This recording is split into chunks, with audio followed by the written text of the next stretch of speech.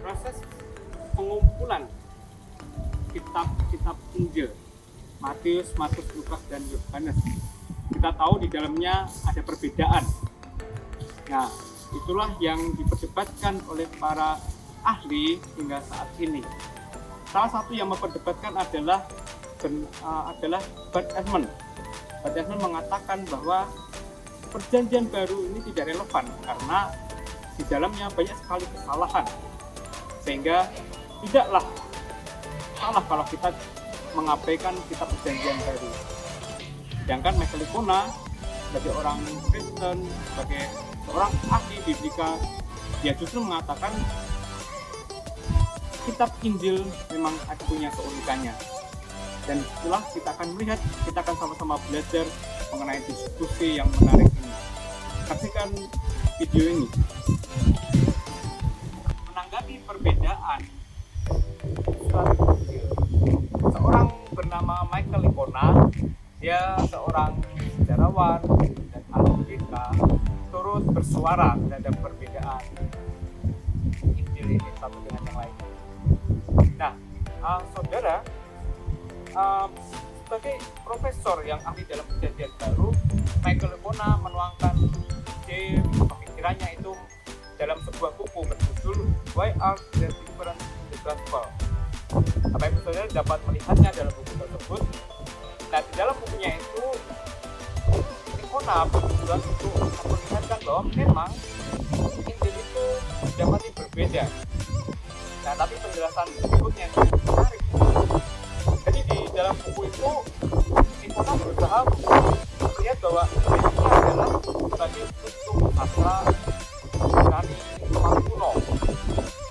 Dan disitulah dia juga memberikan solusi dari perbedaan Injil berdasarkan catatan-catatan kuno. Nah, di dalam buku yang tersebut Licona menetapkan kunci memahami perbedaan kitab kuno ada pada itu menganggap bahwa Injil telah dipengaruhi oleh biografi Yunani Romawi kuno.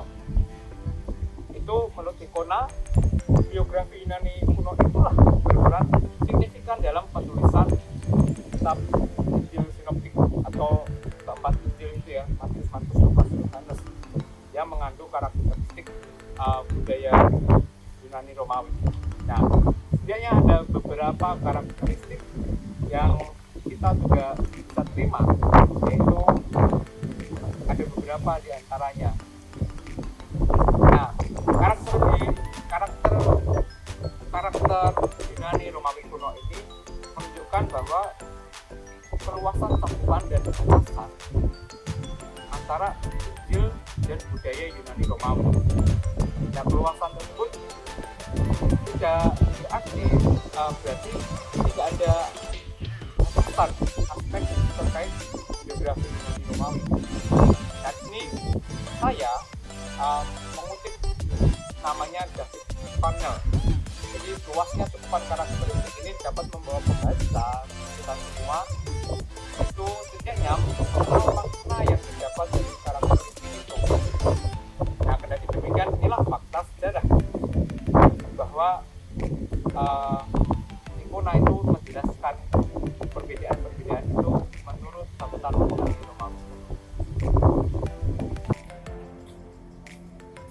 Licona melihat betapa pentingnya catatan Yunani Romawi kuno, dan di situ Licona mengutip salah satu orang yang hidup di zaman itu, yaitu Plutarch. Plutarch hidup sekitar tahun 45 hingga tahun 120, dan setelah catatan-catatan sastra pada waktu itu yang khususnya mengenai Yesus. Nah, inilah Licona mendapatkan betapa peran Plutarch ini cukup signifikan membuktikan bahwa Alkitab atau khususnya Perjanjian Baru itu sebagai dokumen-dokumen yang Plutarch dapatkan. Richard Wickham dalam ulasan yang terhadap buku Michael Licona, Wickham setuju dengan pendapat Licona bahwa peranan catatan dokumen-dokumen Romawi Yunani itu sebagai dokumen Perjanjian Baru yang penting dalam merumuskan kitab Injil. Saudara, teman diskusi Michael Licona yaitu bernama Bert Ehrman. Beliau merupakan ahli perjanjian baru, dia pakar sejarah, dan dia cukup banyak meneliti mengenai kekristenan mula-mula, dan dia menulis cukup banyak buku. Sebelum namanya dikenal sekarang, beliau adalah murid dari Bruce Metzger, ahli biblika juga. Dan disitulah Bert mulai banyak belajar mengenai dunia biblika. Di sini kita melihat bahwa seiring berjalannya waktu, Bert memilih menanggalkan kematiannya karena bahwa banyaknya permasalahan di dunia ini untuk meragukan dia akan Tuhan. Jadi dia menuliskan pengalamannya itu dalam bukunya Problem. Dan di dalamnya itulah dia menyatakan bahwa dunia ini banyak konflik, namun seperti tidak ada Tuhan. Nah, disitulah dia menyatakan diri sebagai happy agnostic. Di sini Bert Ehrman juga salah satu orang yang mempermasalahkan penyalinan kitab Injil.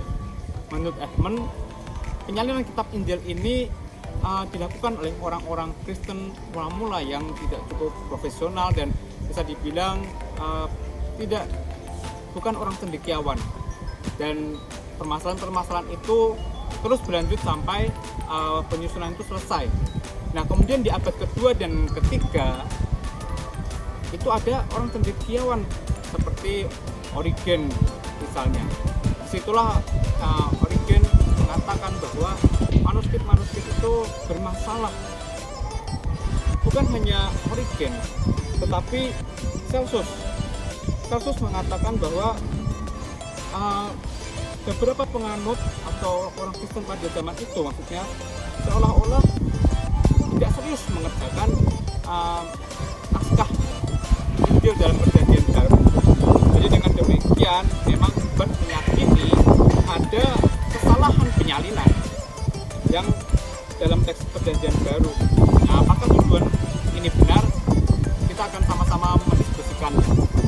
Ketiga, perbedaan keempat Injil. Dan yang keempat, mengapa keempat Injil termasuk dalam perjanjian baru? Mari saudara kita membahasnya. Pertama, Bert mempermasalahkan siapa penulis kitab Injil. Jadi saudara, menurut Bert, semua penulis kitab Injil ini salah atau bukan itu orangnya. Nah, menurut Bert, mengapa Injil itu tidak bertuliskan Injil menurut Matius, Injil menurut Markus, menurut Lukas, menurut Yohanes. Nah, inilah permasalahan yang Bert angkat. Dan kemudian Licona di sini menanggapi. Jadi salah satu data atau catatan yang tersisa adalah dokumen-dokumen kuno.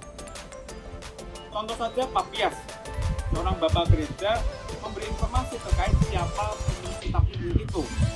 Nah, di sini Papias hidup sekitar tahun 120 dan kemungkinan Papias adalah Yohanes atau rasul-rasul yang lain. Dan disitulah Papias melaporkan pertama kalinya Matius dan Yohanes adalah bagian dari murid Yesus.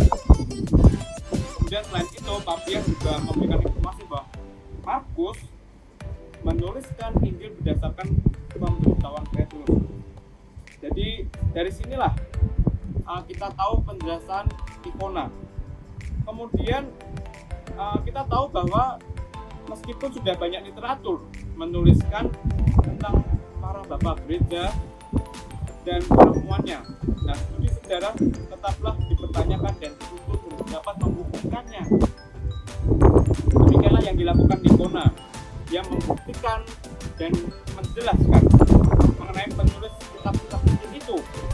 Nah, meskipun banyak perdebatan, tapi di sini Licona memilih untuk tetap mempertahankan informasi tradisional, yaitu menulis kitab itu dari berdasarkan informasi bapak-bapak gereja. Dan tentunya menurut kanonisasi juga.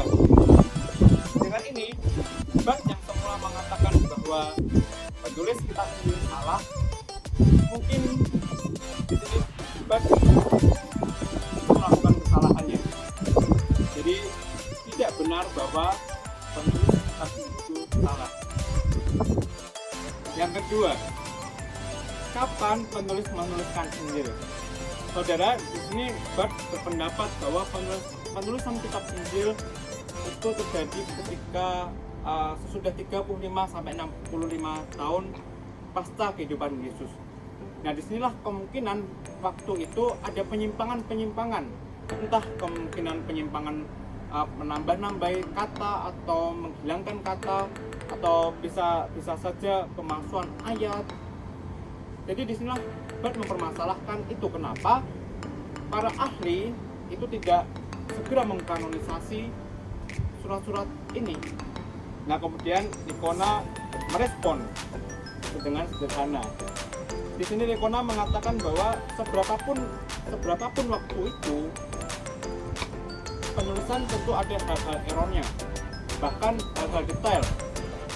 Nah, saudara, bayangkan saja ketika kita disuruh mengingat peristiwa kemarin, 2 hari yang lalu, atau bahkan sebulan yang lalu dengan sangat detail, pasti mungkin ada hal-hal yang terlupakan atau tidak teringatkan.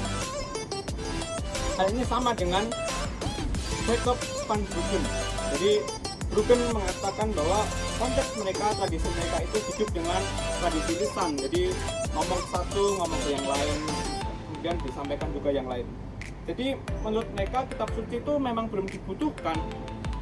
Nah, jadi tuduhan Bart dapat dipatahkan dengan kebenaran sejarah dan tradisi mereka pada zaman dulu, maksudnya jemaat mula-mula.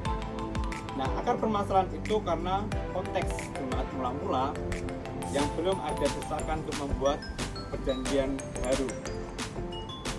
Yang ketiga, perbedaan atau pertentangan antar kitab Injil. Saudara, di sini Bart dengan tegas melakukan kebenaran kitab Injil karena isinya berbeda. Bart mengawali dengan beberapa pertanyaan seperti ini. Apakah penyaliban dan kematian Yesus itu adalah fakta?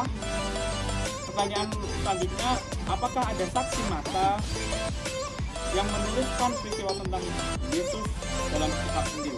Saksi mata. Nah, kemudian Likona menjawab bahwa peristiwa Yesus itu benar karena sejarawan pun mencatatnya, dan para ahli pun juga punya pendapatnya. Mereka punya metodologi bagaimana menyusun narasi kematian Yesus ini. Nah, itulah permasalahannya, yaitu keberadaan naskah Injil ini tetap memiliki otoritas dari catatan kuno itu. Nah, mengenai peristiwa Yesus, Likona hanya merespon fakta bahwa setiap catatan memang beda dan ada kesulitan tersendiri dalam menyinkronkan antara latar belakang, antara latar waktu, tempat. Itu ada. Nah, tapi poin pentingnya yang digagas Likona yaitu Yesus benar-benar mati.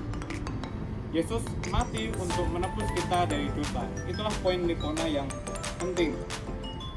Jadi di sini Likona justru menambahkan pertanyaan Bart sebagai pengalihan isu perbedaan Injil dan kematian Yesus. Nah, sekali lagi memang pendekatan historis itu memang sebetulnya mengandalkan informasi kuno. Keempat, Bart mempertanyakan terkait pemilahan keempat Injil yang sekarang ada dalam perjanjian baru.